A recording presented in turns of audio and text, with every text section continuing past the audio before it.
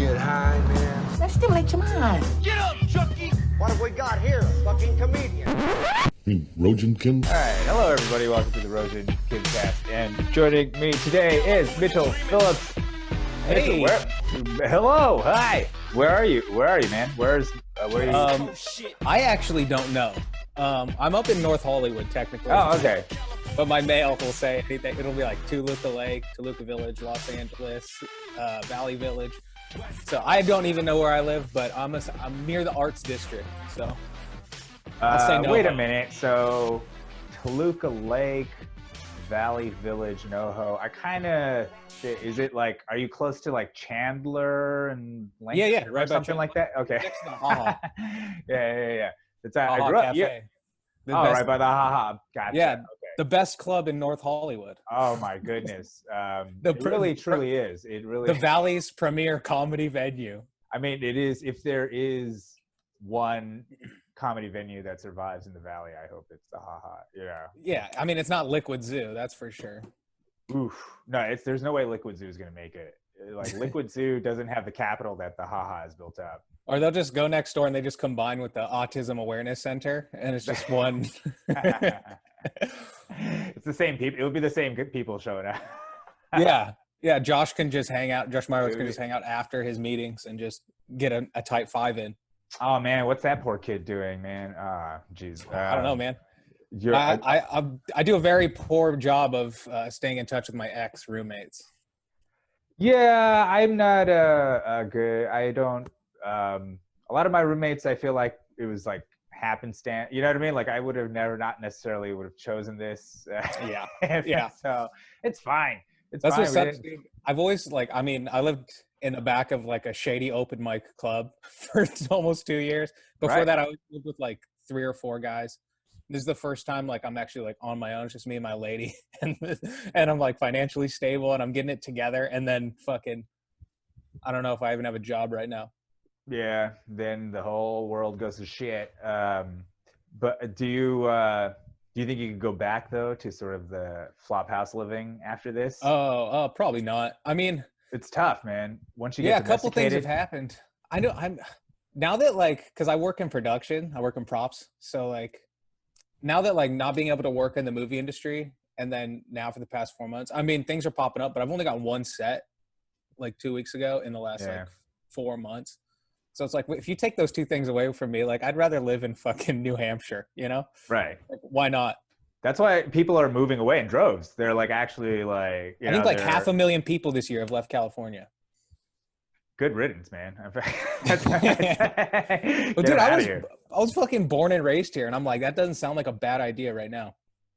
Dude, well, yeah, because, you know, California itself as a state has just lost its shit. I don't know what it's doing, man. It's actually historically done dumb things. You know what I mean? Like just as a state, just passing. I think they should really take away that whole proposition thing from California. I think it's just because I think what they fucking Prop 13 or some shit. It was like this thing they passed in the 70s that they fucked up the tax code, and it was Schwarzenegger who actually changed it. So they basically cut the whole the revenue base for the state.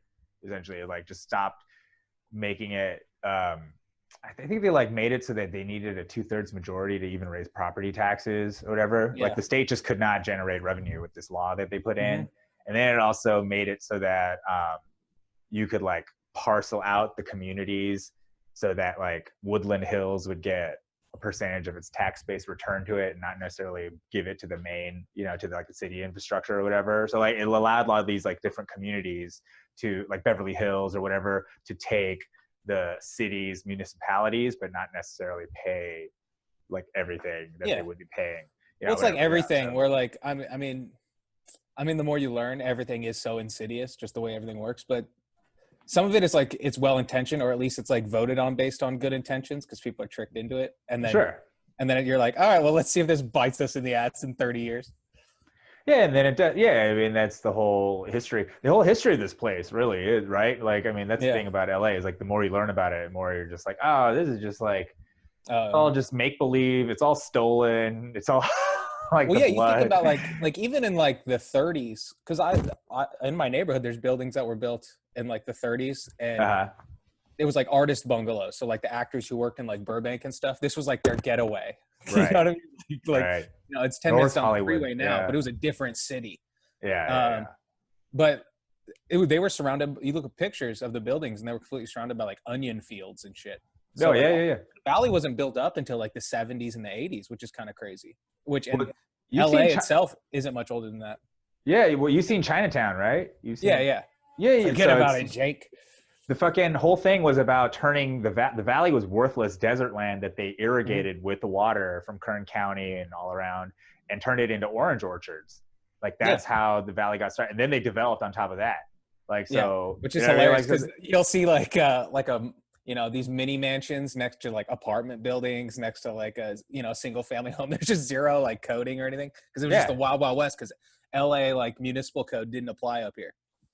Yeah, and and in a way it fits like the culture of what this place is, where you could just do whatever the fuck you want. You know what I mean? There's no like rules. There's no, it's like, if I want to just build a fat mansion here because I got the dough, I'll do it. Like, if I, Why not?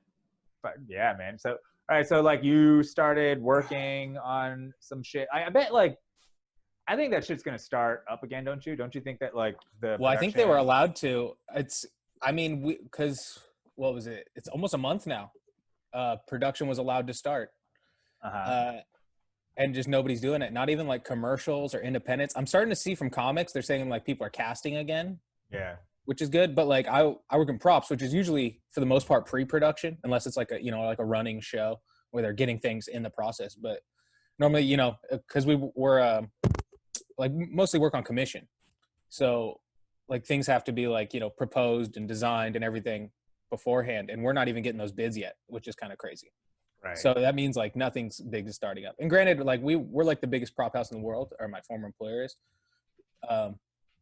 So we work on like the big stuff, the Star Treks and the Star Wars and the fucking what was it? Avatar 2 was like most of our work last year, 2 and 3. But like those guys aren't going to pick up for a while. It's what I mean. I think it's going to start with commercials and start with non-union, and then slowly like hopefully.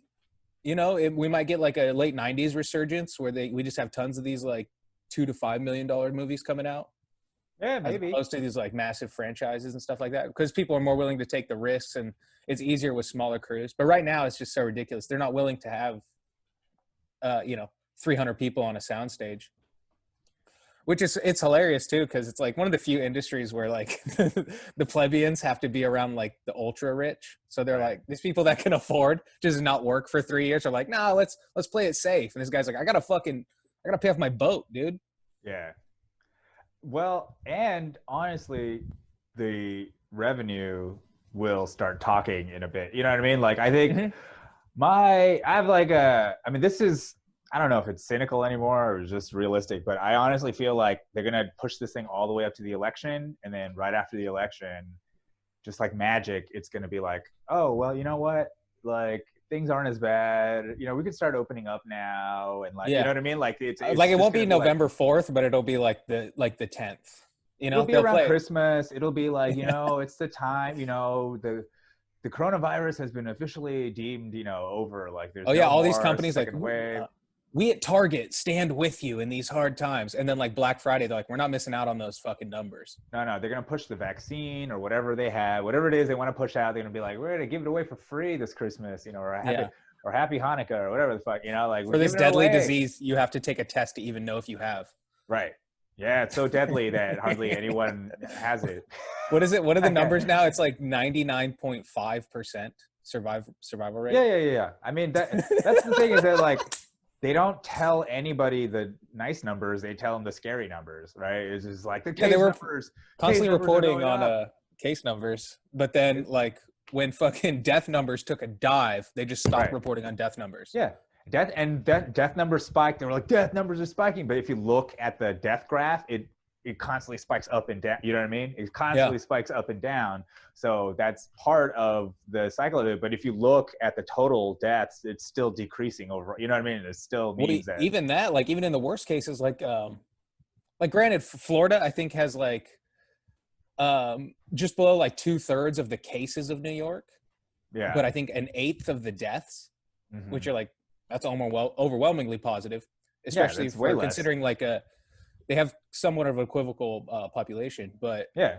Yeah, like Um, Texas has, when you control for per 150,000, they have like a tenth of the death rate of New Jersey. yeah, and You know but what I even mean? now, like you're seeing reports now coming out of Florida where there's like all these organizations with out of state funding, which is always suspicious, are all like one case was this study embellished by like 90%. They were saying it was like 95% death rate when really it's like 5%, something like Right. that. Where it's like, Right. what's Yeah. going on here? Well, well, it's transparent. I mean, I just feel like they politicized it so that they can use it as okay, because this is the way I see it. The timeline is sort of like, if we just start from Hillary losing, they started Russiagate, right? Yeah. Russiagate goes for like 3.5 years until finally they switched to impeachment. Did they find anything there in the Russia thing?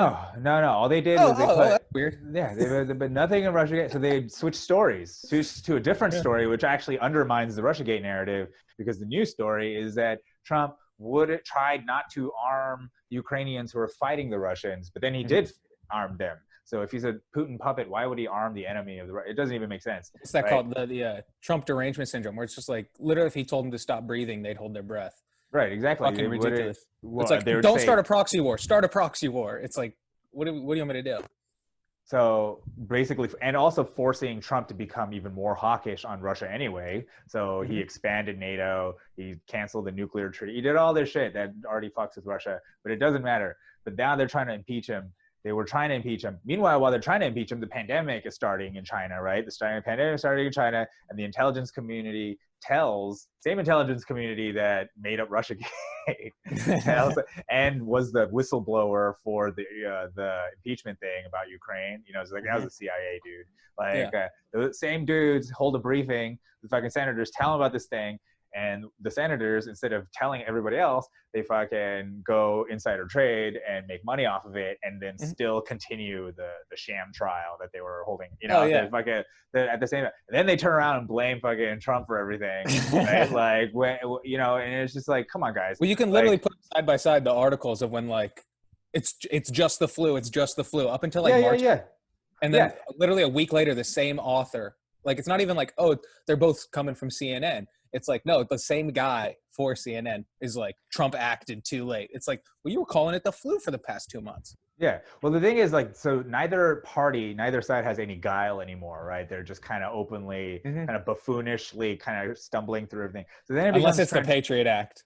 Right. Well, then they're united. When it comes to the military, when it comes to ending continuing the wars and making sure Trump doesn't pull out of Afghanistan, you know, that's what the Russian bounty shit is, right? You're trying to pull out? No, because Trump wanted to pull out before the election.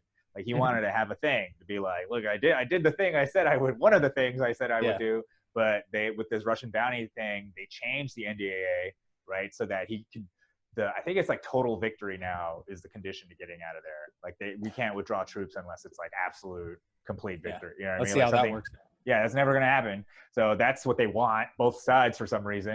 Like, right? Like, so the whole thing is like a obvious like kayfabe pro wrestling thing, right? Where there's like two parties in a manufactured conflict. Meanwhile, they're sort of hand in hand doing the shit for the bank. They're extracting wealth for the rich and like perpetuating a military industrial complex.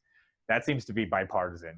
And the Epstein thing is also bipartisan, right? That all seems to be bipartisan. But, you know, maintaining a global pedophile ring for billionaires. Oh, yeah, that's the funniest part, where like CNN will report on Chris D'Elia like texting a girl. And then now we find out like he puts out his side of the text, and it's like, she was just lying to him the whole time. And he's like, they were all, even like the most incriminating one was like, he's like, oh, sorry, you have to be 18 to get in my shows. I thought you were of age. Yeah, he did what you're supposed to do. But then like there's overwhelming evidence for like an international, you know, cabal of people selling children. And they arrest one madam, Jeffrey Epstein, who's essentially a pimp. Right. And they're like, well, isolated incident. We got the whole network. Yeah, exactly. And it's like, what about the entire system that was enabling this guy? You got Trump and Clinton tied to him. You got Gates. You got billionaires tied to this guy, royal family. You're not gonna investigate any of those. No, it's this guy. He's the bad guy. And then we got Ghislaine. I really think that for me, I thought the timing was interesting. It came like right before the annexation of the West Bank, like in Israel. I think like I don't know. I just feel like it's. There's all this shit about her dad being Israeli intelligence and the Israelis are probably protecting her this whole time, and I feel like... No, well, she is. I mean, Whitney Webb has done a brilliant couple of write-ups on just the whole Maxwell family. It's not only her father, who was like a triple agent, but she's also like heavily embedded. Her sisters like designed software for the intelligence in the late 90s. Yeah. I heard she was on the like Tim Dillon show or whatever. So I heard her on there talk about like she has the twin sisters who run the software shit, and then the think tank guys who are fighting terrorism or whatever. Like that's all part of the Maxwell show. It's all Israeli, tied into Israel.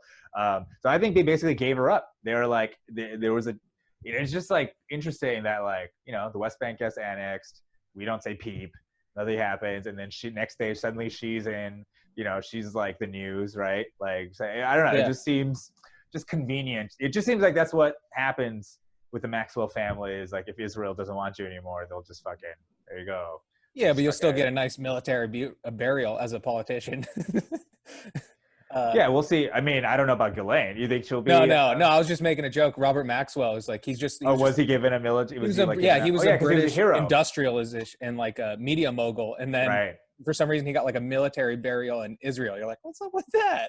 Huh? Can you imagine there's like a negotiation about all of it? Like, okay, look, we got to kill Robert, but can you at least bury him with honor?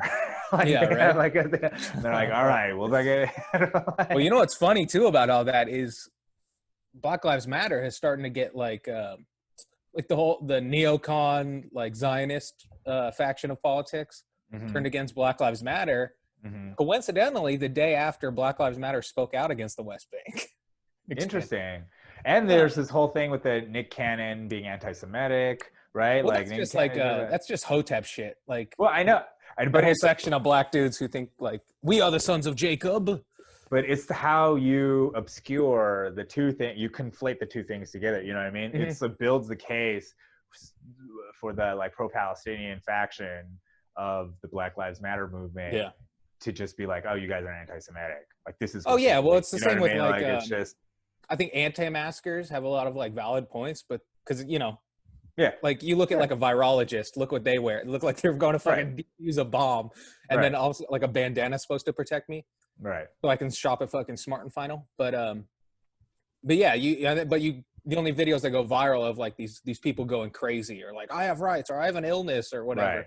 You just discredit the whole thing. It's the same thing as like agent provocateurs, where you just get one cop in and dressed in all black to just go smash a window and it kicks off, the powder keg. Yeah, or like the idea it discredits the whole movement.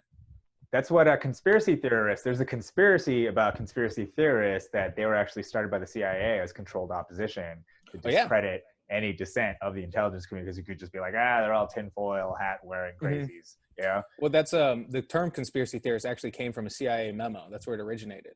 And then it was disseminated throughout the media over like the 60s and 70s. Nice. So clearly we're both members of the alt-right. Well, good to meet a fellow Nazi brother.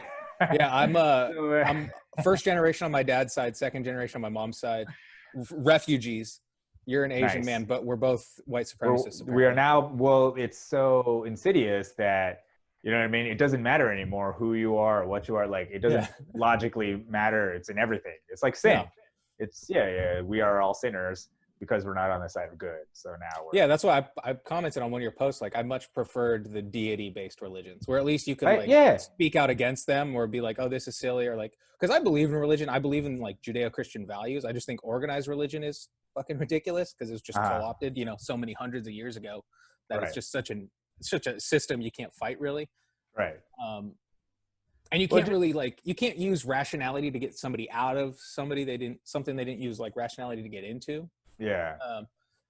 So I think it's weird, but this whole new like lefty religion where there is no, it's not even like they do have their like whatever, they're apostles, I guess, but they're still like, even those people are takedownable, cancelable. Yeah, because what their whole thing is like a preposterous proposition, right? Is that there's true evil in the world and that they're on true good side.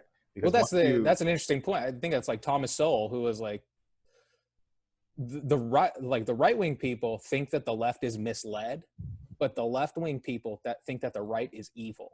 Yeah, and that's a huge problem. That's dangerous. It's more dangerous because that implies that they're good. And yeah, there's virtue and then there's justification for exactly immoral reactions, to fight evil. You know what I mean? Like, right. There's certain things you would do in wartime you wouldn't do outside of wartime, and they look at this as war. Right.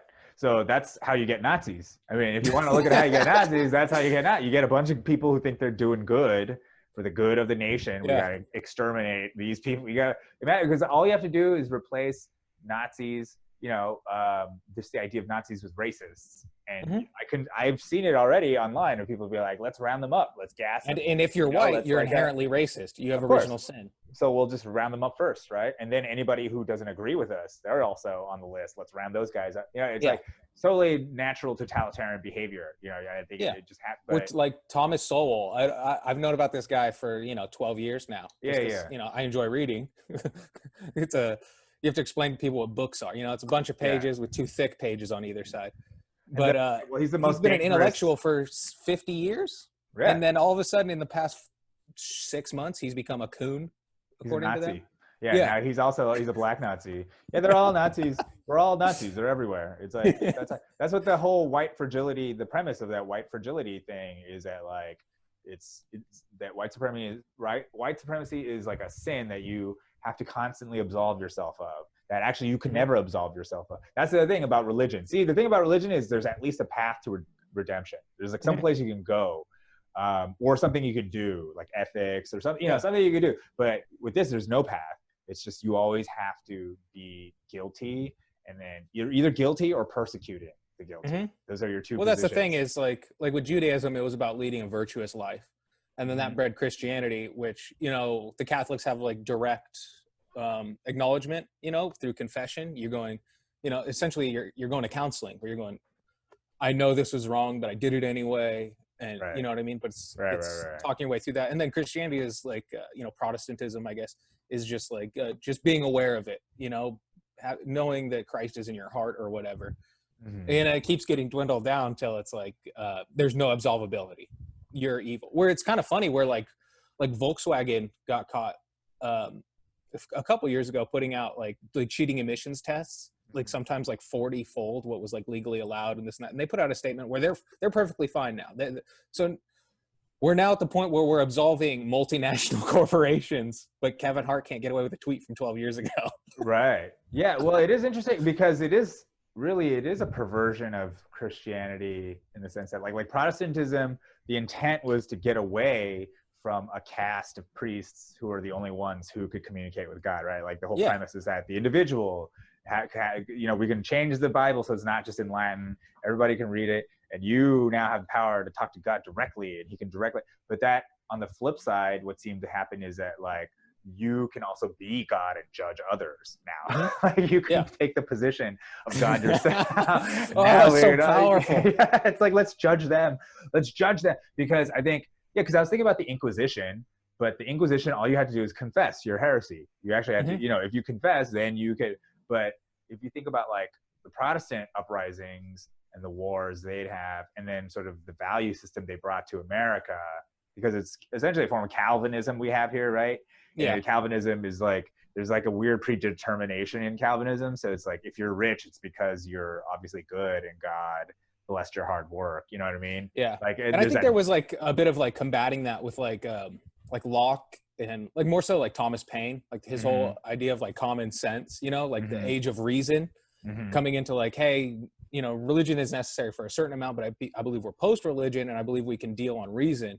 Right. And, and he is like, I mean, I consider myself like I don't know, like pragmatically, like a classic, like British liberal, you know what I mean? Like in the Mhm. true sense, like the invention of the word, you know, where it comes from. Like you believe in individual rights and Yeah, stuff like that, all that and stuff, you know. I believe people are individuals, which is what a crazy notion. right. But then that kind of got twisted into like, you know, I don't like European existentialists of like the mid 20th century, Mhm. where all of a sudden it's like nothing matters, everything's predetermined, you know, and there is no individualism because it's all nature and nurture, or and then that slowly bleeds into just like what we're dealing with is like full on postmodernism, where people think like absolutely nothing matters, all Right. but everything matters. You know what I Right. mean? It's like Yeah, this yeah, weird. yeah. Well, that's the whole thing is like if you destroy like this whole idea of everything leaves scars, right? Everything leaves scars, words leave scars and Mhm. whatever those statues. So then let's tear them down and create more scars.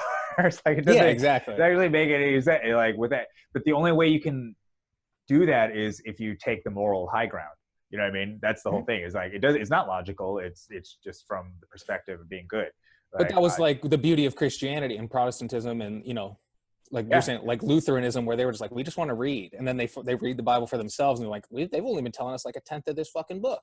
yeah, Where like nobody is without sin, and that is true. Like, you know what I mean? But that's the whole yeah. thing is like the phrase, "Hey, everybody's human," you know, or you know, that Well, the whole whole thing of forgiveness. yeah, the whole point of Christianity was that this one dude was supposed to take the hit for all of us, and that we could just move on with our lives. We could just Thanks, go bro. on. We don't have to persecute anybody anymore. We could just fight. Yeah. But instead, we just all turned into the Romans and Jesus, where we're Hmm. persecuted and the person. We're like we put Yeah. ourselves up on the cross, but then we want to put others on the cross. You know what I mean? Like that's all Yeah. we actually did. But they So don't really for like nothing. realize like there's like it's like an old Soviet saying, but it was being spray painted in Berkeley 2 months ago.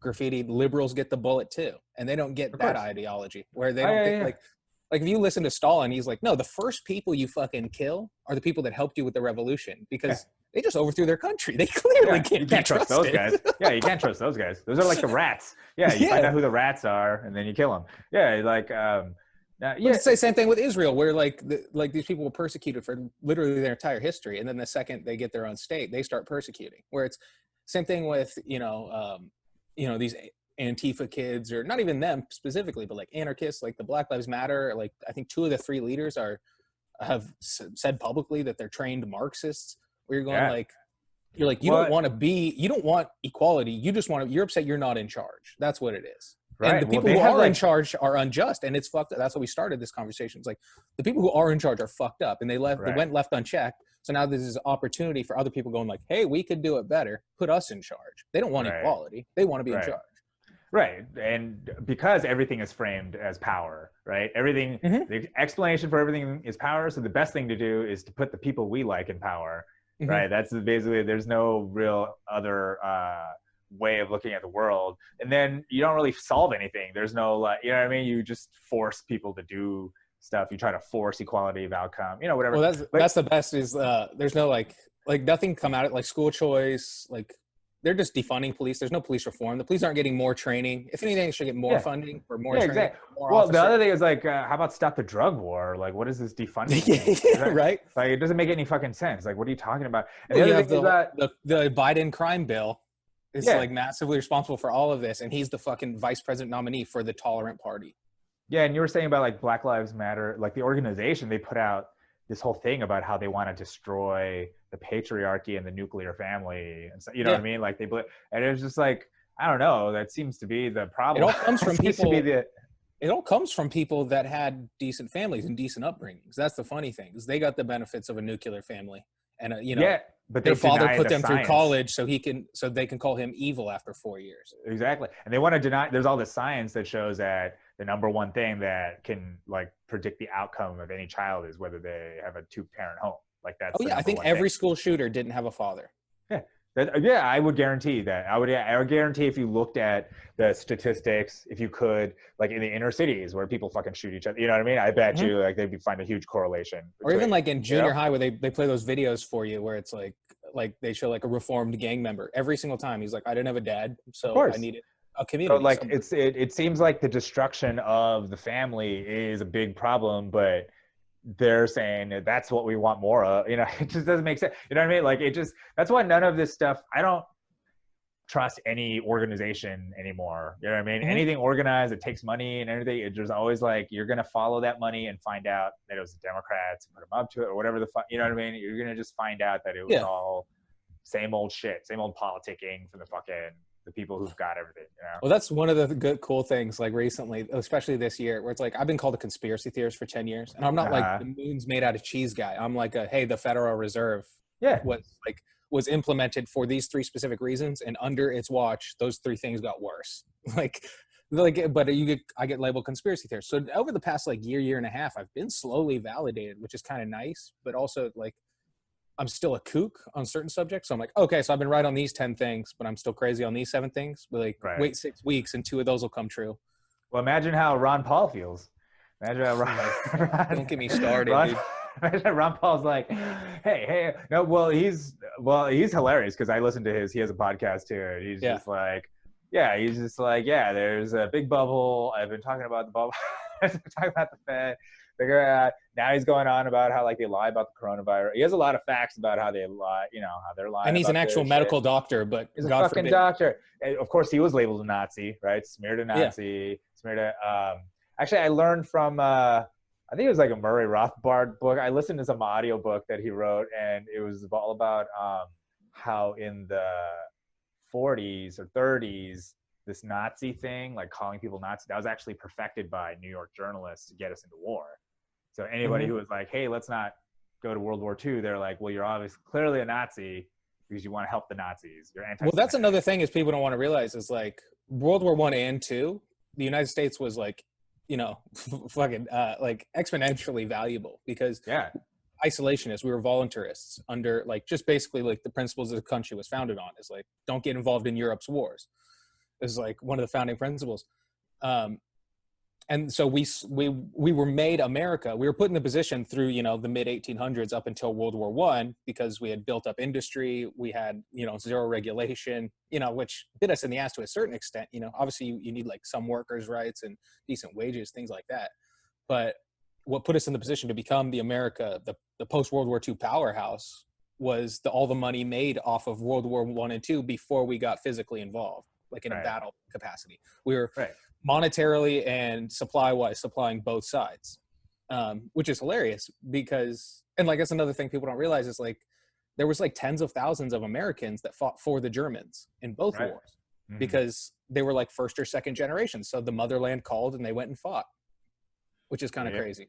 But you know, they weren't all fucking, you know, Quakers. It wasn't all William Penn's boys. Some of those dudes wanted to pick up a gat, but all of a sudden it's like, oh no, there's the enemy. And then all of a sudden everybody in like German Americans, especially like in Texas, where like today there's still towns that speak exclusively German in Texas. And they're all of a sudden they just started flying under the radar, or they went more, I guess, against the American way of life, where they started receding into their own society. They became more inclusive or exclusive. Just like Asians, basically. I mean, they just became like like all immigrant groups, right? Yeah, that's what Asians do. That's what, you know, Hispanics do. You know, it's just, if you're not... or Japanese Americans post World War II, where they were like, hey, you just threw us in camps. Like, why am I liable to trust you anymore? You know what I mean? I was sold this bill of goods. Yeah. On like this beautiful document you guys have that you haven't lived up to. Well, a ton of them left. A lot of there's why that's like so few Japanese people actually, you know, like in America. California might have the largest population, but even they're outnumbered by the Chinese and the Koreans, you know. It's that pesky war. Yeah, that fucking, but I don't know, man.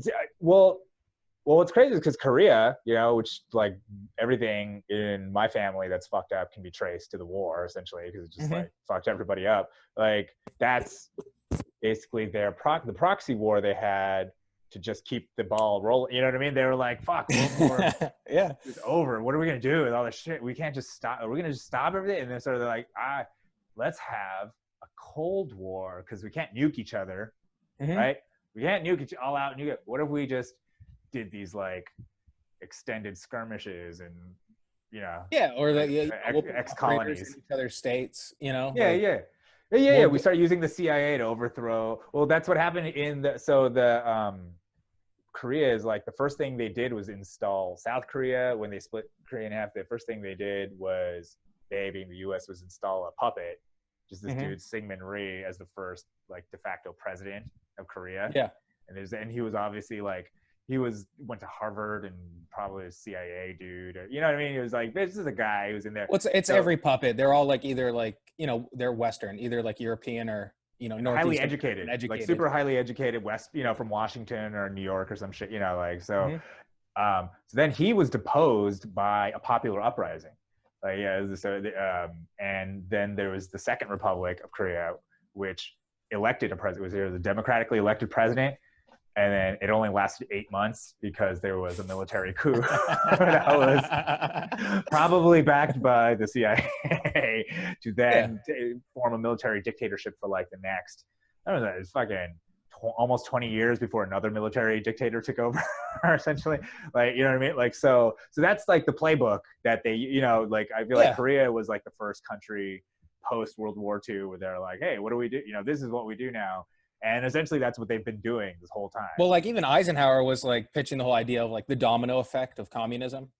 Right, which is bullshit, right? Which ended up being... Well, to a certain extent, because it did get pushback, and everybody's like, "That's silly." And then you look at, you know, Korea, and then everybody's like, maybe you might have something there." And then all of a sudden, like Vietnam, Cambodia, Laos, and then they were like, "All right, at least it's not in our hemisphere." And then all of a sudden, South America, and everybody was like, "Oh fuck, we actually have to do something." And then I'm like, that was all overboard. But now, I mean, based on the last 4 months, I could use a little McCarthyism, you know? Yeah, well, you're getting it just from the wrong side. You're getting they picked up the mantle. That's the whole thing. Is like the shit came. It's right. It doesn't not really a right or left thing. You know what I mean? It's just a baton people pick up in time. These people. Well, if you, I mean, you like Ron Paul and you know, I'm assuming like Murray Rothbard, Ludwig von Mises. These guys that were all socially liberal, fiscally conservative, and then now you have all these people that are the exact opposite, which is basically Stalin, which is socially conservative and economically liberal, which is just literally it's been tried 100 times and it's a fucking doomed system. Right.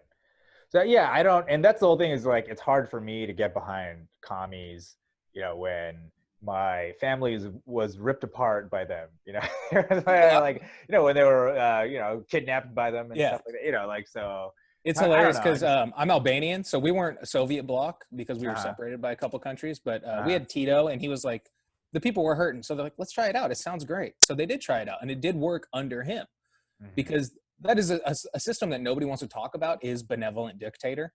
Yeah. Because it truly works. And it works. Yeah, it works. But the problem is it's always inherited by somebody, which in this case was Enver Hoxha, and then the country fell apart in like 6 years. They're like, hey, we've got like enough money to feed 3/4 of the people, or we can feed half the people and paint the buildings pretty colors. And everybody's like, shit, let's up these spirits. So you talk to my family. What's up? Wait, sorry. So Albania is like what is it bordered by? What countries? To the south of it is Greece.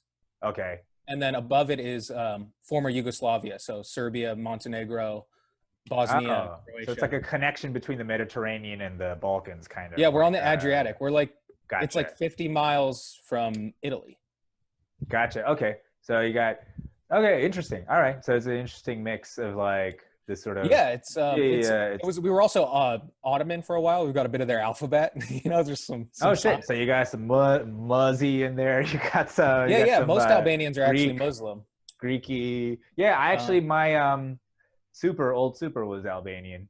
I hung out with him for a bit. They're good people. I'd say like, you know, like anybody, like most of them are good people, 90% of them. But then every now and then I got a cousin, like we'll just be getting like falafel and he like goes to get a crowbar because he heard a guy speak Serbian. And you're like, you know, a tribal people. His cousin was hilarious, just came in and showed me a DVD of like, it was almost like 2 hours of just some video footage of some hill in Albania where people were just partying. And he was just like, look at that. Look, he's just telling me to look at it. I'm like, yeah, we do have a bit of that. Like the Israelis have that too. I found where they fucking like to tie one on because they're like, hey, we can get blown up tomorrow. You know what I mean? Let's party. Yeah. Wait, so in terms of that, what is the war-torn? So it's like you got your Turkey-Greece war thing going on. There was like a fracturing for like 20 years after post-World War II. So post-World War I, we got our independence, I think, 1912. So we're they kept like good relations because of the massive Muslim population. But then obviously all the Catholics despise the Ottomans, the Turks. But post World War II, there was a bit of a fracturing just because of World War II. It's kind of not a parasite state, but they do rely on the well-oiled machine of mainland Europe. You know what I mean? Of Western Europe, rather. Yeah, right. So they kind of just took a hit, and then all of a sudden, they're experimenting with. I wouldn't even say communism, but some people would say communism. It's definitely more socialist than what Americans think socialism is. But it wasn't full blown like what they were doing in the Soviet bloc era. But there was like a collectivization going on of like more state ownership of industries and things like that. But people thought it was great. Like it was just hilarious. You talk to people based on when they left. Because most of my family didn't leave until like the 90s. My grandpa left in the 60s, and there was like skirmishes, 1 to 2 year skirmishes over the whole like second half of the 20th century. But it wasn't in the 90s when like Bosnia and Serbia kicked off that everybody started leaving in droves. But they're like based on when they left, my family, like they have different views. Like my grandpa liked it because he's like, it was great. Like you work 25 hours a week. You just get your vouchers, you go to the store. It's fucking great, But then left in the 90s are like, you do not want to return to the fucking hell we lived in. And now it's great because like since 97, they've been opened up. And it's the same thing with the fall of the Soviet Union, where they were not, they had good relations with the Soviet Union, but Stalin tried to kill Tito like a handful of times. And he just he just kept like sending assassins? the assassins back dead. Yeah. So like we were talking about like deep state operators where these people are like, they work in his household for, they either get an agent on the inside or, have somebody infiltrate over the course of a couple decades and then try to have poisons in his food or whatever. He just kept sending the assassins back to their fucking lifeless bodies. And he's like, next time you try to kill me, come do it yourself. Be a fucking man. Yeah. Especially like in that part of the world, everybody's like, they like strong leaders. Right. And he was our good benevolent dictator. Because my family, we're actually from Montenegro, which is just the country north of Albania. We live right on the border. We just when somebody drew the line, we got cut off. But they speak Albanian in Well, Montenegro. Okay. It's like saying some dude off the Appalachians, that you can barely understand speaks English. Okay, gotcha. It's there's dialect. There's two main dialects and a couple fractured ones, and we speak like a dialect of a dialect. So like you'll get caught up. I've since learned like proper Albanian, and they don't use like the same words for like milk, or random shit. So super regional, yeah. Yeah, it's super regional. It's same thing as like Afghanistan, where the Nazis had the same problem with the Balkans that we had in Afghanistan, where it's like you're dealing with one city, and then the other half of the population lives in these like 200 to 400 person villages up in the top of mountains, the hills. Yeah, there's no way to get there, and they're all self-sufficient. You have like it's like a lot of people didn't even know World War II happened. Even though they were an occupied state. This is kind of funny, but it's like no, this is what my village produces, so this is what I have. Like it's like goats, tomatoes, cabbage, stuff like that. Yeah, mountain people too are like a hard people. Those are like. You have no idea. Yeah. No, Korean people. The Koreans are mountain and hill people. Like Afghans are mountain hill. You know what I mean? Like it's because you hole up. You hole up in mountains, and you make caves and shit. Yeah, you fucking. Yeah. And that's the reasoning for it. Like my grandpa, I don't think met my grandma. Like they was just not an arranged marriage, but it's like, hey, we heard there's a girl over there. Why don't you go marry her? And he's like, okay, and went and married her. Stuff like that. You ever hear the story about the last two Jews in Afghanistan? Like, no, they were I'd like love to hear it. Dude, the thing is that like there's only two dudes left who are Jews. Some like a tribe. They're the last remaining members of the people who speak this very specific dialect of like whatever it is they speak, and they fucking hate each other. They like won't talk to. They refuse to talk to each other. They will not. They will let the language die. They will let the language. They'll let it all die because of their hatred for each other. Yeah, I feel like that's like the perfect metaphor. Well, that's another thing. Is like my mom's family's from Norway. My mom's dad, I think, was born there, or was born when he was like 1. That my mom's family is very Scandinavian. They're much more like tolerant. Well, But it's so funny looking at the Vikings, the raping and pillaging Vikings are Yeah, well, actually the more tolerant ones. it's so funny because you look at it like the Vikings are actually like all the Germanic people. So the Vikings just in like 10 different waves replaced Western Germany. So it used to be all Celts. And then, the original wave of Vikings came down and they occupied like what's now Germany. And then, the Goths came from like Finland and Sweden and then obviously like the Angles, the Jutes and the Saxons, like after Rome left England, they took England. And then 400 years later, the Vikings from Norway and Denmark went and took it from the Angles and the Saxons. It's just a constant, it's just like 10 different waves. Even the Franks are German, but they were just under, they just had a longer period under like Roman rule. So they got a bit more Latinicized, but the Francos are a German tribe as well. But all these people come from Scandinavia, which is kind of crazy. They dominated the whole world. Even like Russia, the Rus people are Swedish. Yeah. And the Kievan Rus, and they were even like in Ottoman Empire, they were like the Secret Service for a long time because they were back in the time when everybody was like 5'2", the fucking Norwegians were like 6'2" because they were just eating 7 salmon a day. Yeah. But they kind of conquered the world, and then as soon as they got the chance, they fucking chilled out, which is what most people do. Well, they found Jesus, really, is what it is. They found. That had a huge part to do with it. That's what probably all these motherfuckers need to do. Really, is like you were saying, they need to find religion. They probably have to like give up their whatever it is, their democratic whatever. I don't know. I feel like it's like the comics are the worst, man. I call them the Democratic comics of America. Like the ones that are like avowed Biden voter, the ones who loved Warren but now will vote for Biden because it's the future of humanity. Like those, they're so the worst. They're like the worst people. I just don't. You shouldn't be a comic, especially. They're my second favorite behind like socialist comics, where they're like I don't even all of their ideas. Yeah. All of their ideas go against like standing on a stage and professing your ideas. Well, it's you obviously be a comedian, but you're a Marxist. Like I just feel like anybody who puts anything over comedy is not really funny. You know what I mean? So if it's like ideology of any kind, or race even, or sex or anything, if anything comes before it, like you're clearly not in this for real. Yeah. Well, that's why like I don't know, like why I like at least like I've become more educated, especially in my adult life over the last 10 years.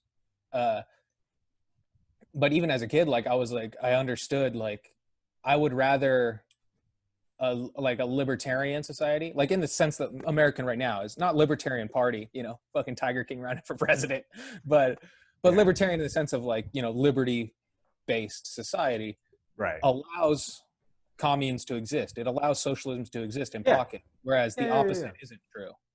Whereas if there is a socialist regime, it would not allow for, right-wing free commerce to take place.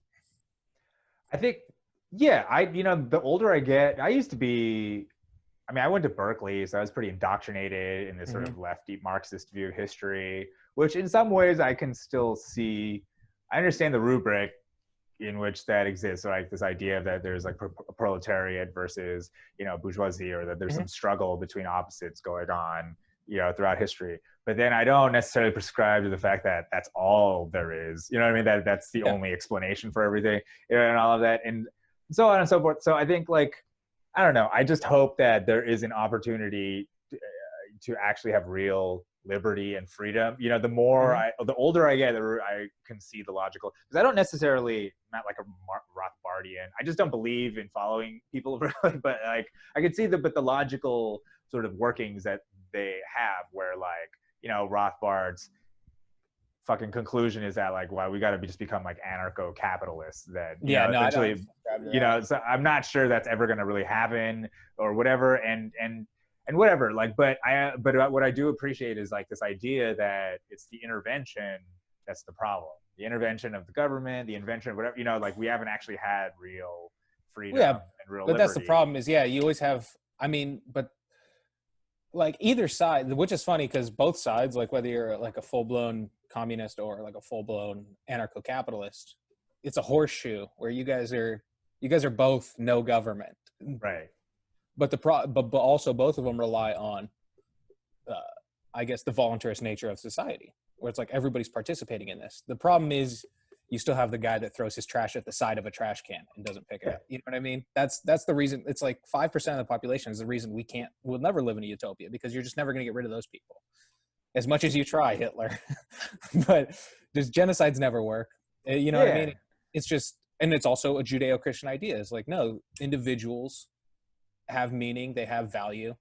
So regardless of their standing, you can't just kill people. And not only that, there's like, we're all good and evil, so you can't really root out just the evil, because if you go by that standard, soon that'll be you. You'll be the evil. Exactly. Else, right? The same, like nobody can understand how like Nazism took hold so fast, but then within, I think by April 1st, April 2nd, people were already like ratting on their neighbors for coronavirus. Exactly. I mean, that's exactly how it takes. I mean, that's. And now, because we basically have this whole thing of like, because of contact tracing for the virus, we're letting, Google and Apple basically just like take over, like tracking us. And then they're turning that into fighting racism, where they're like, they can use your speech. They just basically, hey, like, by the way, we're listening in on you. And if you want, we can let everybody know if you're racist. Is that something you'd be into? Like that's where we're at. And people will opt in. People will be like, yes, thank you, Google, for watching my racism, alerting others, holding me accountable. Until it comes to bite them in the ass, Exactly. Like how many handful of cases you see of people, like, the left eating its own, the snake eating its own tail, where these people, they're so gung-ho about all these movements, and then it comes for them and they're like, but I was on your team. My favorite video, have you seen that video of there's like these kids playing beer pong and the protests are going by in front of their house? Oh yeah. And they're giving them the thumbs up, and then they throw a brick through their window and they're like, we're on your team. We're on your team. I'm like, no, you're not. Yeah. Like, they don't give a shit. Nobody. Yeah. That's the thing. I mean, that's the, not even the protesters. That's the whole thing. Nobody really cares at all. Well, yeah, it's so funny. Like, if you realize, like, none of this makes sense. Like, I don't know a single person that didn't think George Floyd was murdered. Like, literally everybody agreed he was murdered. Yeah. But within like 2 days, they had found their enemy. And then you fast forward 2 weeks, and they're talking about defunding all police departments across the nation. Yeah. And then you're like, well, that's kind of crazy. I don't like literally like ask anybody who's lived in a shitty neighborhood. That's the last thing you want to do. I grew up on welfare, and like the cops are your friend. You know what I mean? Unless you're one of the bad guys. They're just fucking people. How about that? How about they're human beings too? You know what I mean? Not they're all bad. That just all cops. That's the whole thing. It's just like this creating this binary system. It's just the Coke and Pepsi thing. This is what we do. But then that happens too. That tribalism of like I have multiple friends who are cops and like LA sheriffs and stuff, and they're all fucking good guys, and they like they did it voluntarily. They're like, no, I feel like I'm capable, and it doesn't pay enough. Like it's a well-paying job, but not compared to what you have to do, what the duties entail. But they're all just like, no, this is like, I feel like it's my social duty. And like, it's a very noble thing for them to do. And even them, they hate that blue line shit, that thin blue line, where it's that tribalism of like, it's them versus us. It's like, you're not at war, dude. Look how quickly like the National Guard like disabled these things, because they're actually like trained for these events where there's no, it's them protecting their own people versus like a them versus us mentality. Like the whole sheepdogs protecting, from the wolves thing, where it's like, you're not a fucking sheepdog, dude. You're Garrett from down the street. Yeah, well, it makes it all heightened. The tribalism heightens everything emotionally, so that you know what I mean, so that it's like not rational anymore. You're just like, you're like, I'm on my side, and they just yell at each other, and it's just, and I don't know. And meanwhile, it's just like, the guys, the wealthy get wealthier, right? The poor are gonna get kicked out onto the street. There's just gonna be more homeless people than ever before. Yeah, that's another thing. What about the moratorium on evictions? Where it's like, but they're not canceling the debt. So it's like, all right, we're gonna postpone it another month. So it's like, okay, so next month I'm gonna be another rent in debt. Like, so it's like come like the end of August, they're just gonna be like, all right, now you owe me $8,000. Well, California's whole thing of it's really the worst thing to do. You should have either stayed closed or open and stayed open, but not open and go close again. You know what I mean? That's so ridiculous. The most disruptive thing you could possibly do. Well, this whole shutdown, when I left work on March 17th, this whole shutdown they were saying was going to take 2 weeks. And it was to flatten the curve. Yep. And they were saying like 3 weeks tops. That's what we were getting like in our memos from the government, my work. And then we've now gotten to the point. The healthcare system is not going to be overwhelmed at this point. That's the whole reason we did the shutdown. It was never people aren't going to get sick. People are going to get sick. Once again, it's a disease that you have to get tested for to even know if you have it. But the whole thing was like, people are going to get sick. We just have to flatten the curve. The curve has been flattened by months now. And now they're still, I don't know. It's just so ridiculous. The party that believes in science won't listen to fucking science. Well, that's why I think it's like the same thing as Russiagate to impeachment it's like moving the goalposts. It's like everything is, you know what I mean? So that it doesn't become about the logic and the reason behind what they did. Well, it's all the Trump hate, which I don't like the fucking guy either. But I know all the presidents. I know all of the presidents, and you name me a single thing that Trump has done that's worse than any other president. Like he tried to get out of Afghanistan. Exactly. That's why he's such a bad guy. Look at the last dude who tried to shut down the military-industrial complex. His brain ended up in the back of a Lincoln. Yeah, exactly. The guy before him was Eisenhower. They just ignored. We're like, fuck him. And then look the at next guy. The whole once again, the party that cares about people. You know, obviously the whole leanings of just not just news media, but media in general through like social media, Hollywood, everybody's on the side of the Democrats, which is kind of crazy to begin with if you just know the history of the country. Like I'm not going into the Democrats are the racist party, but they were they were. They were. I mean, everybody's like, oh, and you have to go back to stats that are like 200 years old or like the Great Switch myth. But then also it's like, no, they like in the 60s, they were anti-segregationists. Like, that's all bullshit. Yeah, they were. They were. It was all politically viable. Yeah, but then it's also, some of it is well-intentioned. Like it's that real nice, like bigotry of low expectations thing. Where it's like, oh no, they're not capable of doing it, so we have to help them. And it's like, that is so. That's that northern insulting. Racism. That's like that. You know what I mean? That's that like. Yeah. It's not that good old fashioned southern one. That's like northern, looking down at your nose, paternal, fucking Protestant. It's a Protestant, nice Protestant form of it. But those people, though, to get to my point, the people that are so tolerant and so nice and so inclusive, just so they could prove Trump wrong, this whole hydroxychloroquine thing. Where for months they were saying it's dangerous and he's going to kill people for saying he's taking it and all this and that. And then literally, like 2 weeks ago, they're saying like, all these studies are coming out where it could have prevented X amount of lives, thousands, tens of thousands of lives could have been saved. So now the media isn't being held to the same standard they're holding the president. No, of course not. Where it's like, of course not. If it saves one life, it's worth it. And then you guys, your false reporting could have saved tens of thousands of lives. Yeah.